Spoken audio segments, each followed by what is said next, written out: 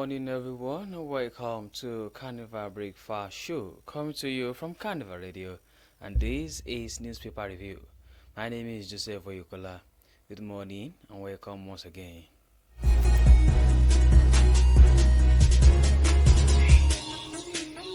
To begin the news this morning, here are the headlines. 34.8% inflation rate triggers fears of rising prices, hardship. Alaafin, Oyo Prince drags Makinde to court, wants Owade's appointment nullified. 70 billion naira required to maintain federal roads annually, says federal government. Dangote refinery petrol production affecting European market, says OPEC. Demolitions, community grounds as Akwa Ibom government sacks over 50 families.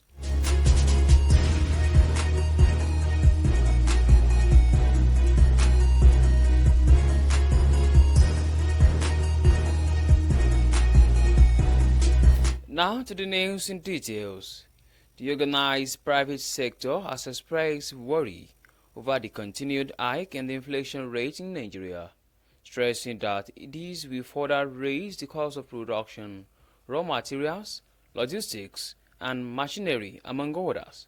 On Wednesday, the National Bureau of Statistics reported that Nigeria's inflation rate rose to 34.80% in December 2024. Reflecting a slight increase from the 34.60% recorded in November. According to the latest Consumer Price Index report, the marginal rise of 0.20% was attributed to heightened demand for goods and services during the festive season. On a year-on-year basis, the December inflation rate marked a significant increase of 5.87 percentage points compared to 28.92% in December 2023. To highlight a continued upward trajectory in consumer prices, driven by economic challenges such as currency depreciation, high energy costs, and persistent supply chain disruptions. According to the NBS report, the average inflation rate for the 12 months ending December 2024 stood at 3.24%, up from 24.66% recorded during the same period in 2023. This rise reflects sustained pressures on the cost of living throughout the year, affecting both urban and rural areas. The report highlighted that food and non-alcoholic beverages accounted for the largest share of the inflationary pressure, contributing to 18.02% to the overall figure. This news was sourced from the Punch newspaper. For more details, please visit the website. 34.8% inflation rate triggers fears of rising prices, hardship.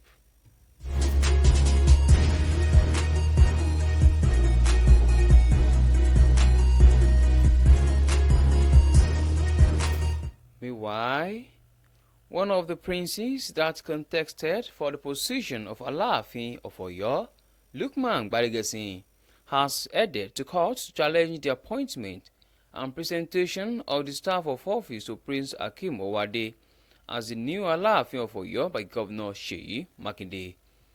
Gbadegesi, who was said to have been recommended by a faction of the Oyomesi, is appealing that the court set aside the appointment, approval of appointments, and presentation of staff of office to a new Alaafin carried out by the governor. In the press action notice signed by his legal representative, Adekunle Sobaloju's son, a copy of which was addressed to the governor, insisted that the governor's actions run foul of the Oyo State Chiefs Law 2000. The kingmakers and the governor have been embroiled in a heated dispute over the selection of a new Alaafin. 5 out of 7 Oyomesi members had recommended Gbadegesi for the role. However, on January 10, Makinde approved Owade as the Alaafin and presented him with the staff of office. During the event, The governor declared that he would not allow the Alaafin stool to be politicized, adding that individuals who allegedly paid to destabilize the traditional institution in the state would face prosecution. This news was sourced from the Punch newspaper. Alaafin, Oyo Prince drags Makinde to court, warned Owade's appointment nullified.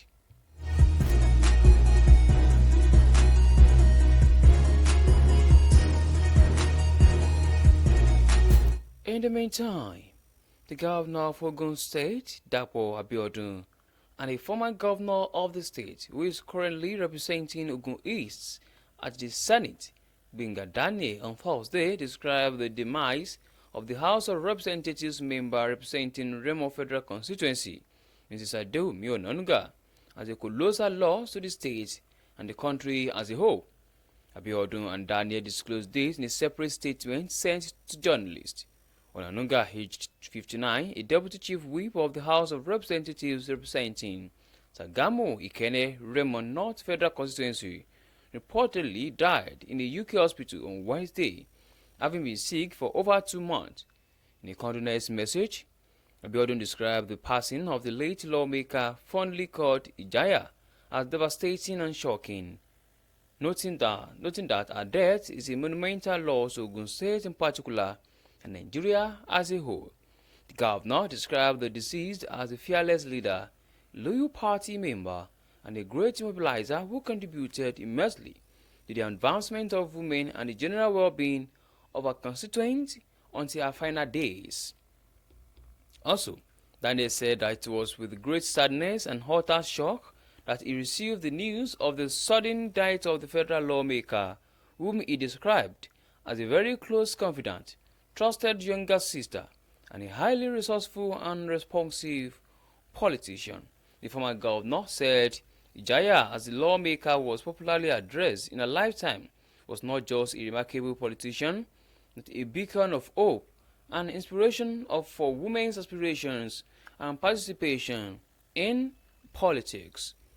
This news was sourced from the Punch newspaper. Ogun Governor Daniel Mall Rep members Onanuga.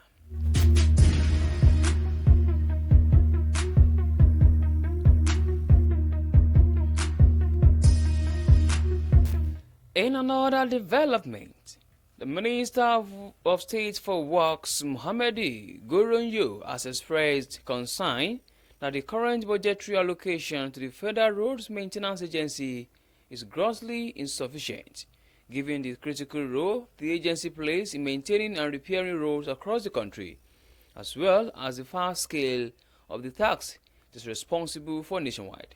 He said the agency needs over 700 billion naira yearly to maintain federal roads nationwide. Goronyo, who is the supervising minister of the agency, made this opening presentation at the budget defense before the joint section of the Senate and House Committee on FEMA. A statement by the FEMA Director of Information and Public Relations, Mariam Sanusi, said the agency defended its budget proposal of 64.88 billion naira, comprising 4.9 billion for personnel costs, 3.46 billion for overhead costs, and 26.48 billion for capital costs for the 2025 fiscal year. It stated that the amount is lower than the 777 billion proposed for the year 2024. This budget prioritized major trunk roads within the 6 geopolitical zones, aligned with Mr. President development and economic recovery objective of the Renewed Hope agenda.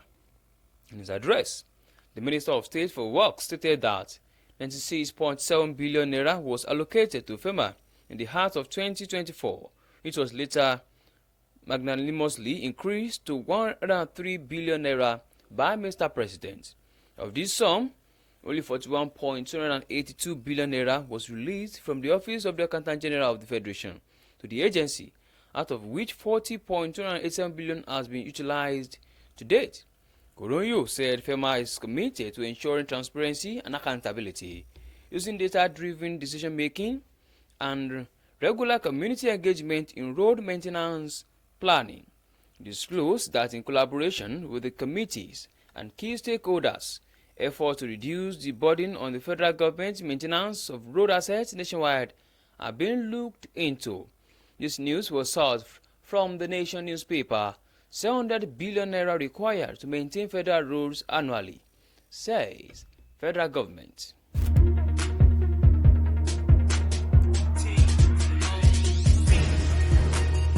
On to the last news on newspaper review this morning. For the people of Ifai Ikot Okpon in Oyo local government area of Akwa Ibom State, 2024 Christmas celebration was uneventful, as many of them were unexpectedly rendered homeless following demolition of buildings by the state government. About 100 houses, 182 people and 52 families were affected in the exercise, while several other buildings have been marked for further demolitions. A visit by newsmen to the community showed the place in ruins and desolation, even as those whose houses were marked for demolition are living in fear over the impending calamity that will befall them in no distant time. Narrating his ordeal, Kokwete Sunday Eda, a pastor with the Living Faith Church who is a victim of the demolition, explained how his house and church were pulled down without prior notice or compensation. Eda said those government officials valued his property and left with the assurance that adequate compensation would be paid to him and sufficient notice given so that he would get another accommodation and evacuate his properties. He explained that to his charging on the 19th of December, while he stepped out of his house to get something, he received a call from a neighbor that he should come home as some people were demolishing his building. However, the state government eventually did not pay the compensation and their properties were demolished without pre-notice. A retired journalist from the Federal Radio Corporation of Nigeria, Mr. Charles Bassi, who said he used his life saving to put up a structure, said from the Oyo master plan as put up by the former governor, architect Obok Victor Hatta. The cell of Ifa that was demolished was not part of government acquired place and wondered why the state government would choose to depose them in such a manner to use the place for judges' estates. This news was sourced from the Daily Post newspaper. Demolitions, community grounds as Akwa Ibom government sacks over 50 families.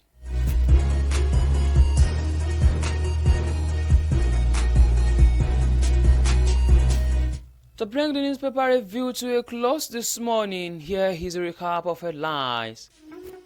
34.8% inflation rate triggers fears of rising prices and sheep. A laughing Oyo Prince drags Makinde to court, warns of why disappointment nullified.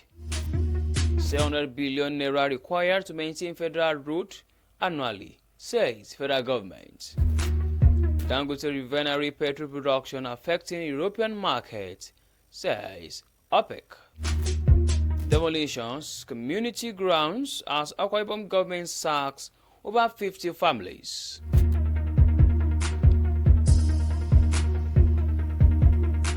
And with that, we've come to the end of Newspaper Review. Thank you very much for listening. You can download Carnival Media app on Google Play Store and app iOS. You can also check out our website at www.carnivalmedia.ng. My name remains Joseph Oyokola. Good morning, and please do well to enjoy the rest of your day.